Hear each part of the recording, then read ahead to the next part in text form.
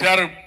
నిన్న మా ఎన్నికల మేనిఫెస్టో, కూటమి మేనిఫెస్టో, ప్రజా మేనిఫెస్టో మీరు చూశారు. అదిరిపోయే మేనిఫెస్టో ఇచ్చామని చెప్పి నేను మీ అందరికీ తెలియజేస్తున్నా. ఒక్కసారి చదవండి మేమేం ప్రామిస్ ఇచ్చామని. ఒకసారి చరిత్ర నెమరు వేసుకోండి. అభివృద్ధి చేసిన పార్టీ తెలుగుదేశం పార్టీ. అభివృద్ధి సంక్షేమాన్ని ముందుకు తీసుకుపోయే సత్తా ఉండే కూటమి ఎన్డీఏ కూటమి అని చెప్పి నేను మీకు తెలియజేస్తున్నా. ఈరోజు నరేంద్ర మోడీ గారు భారతదేశానికి ఒక విజన్ ఇచ్చాడు.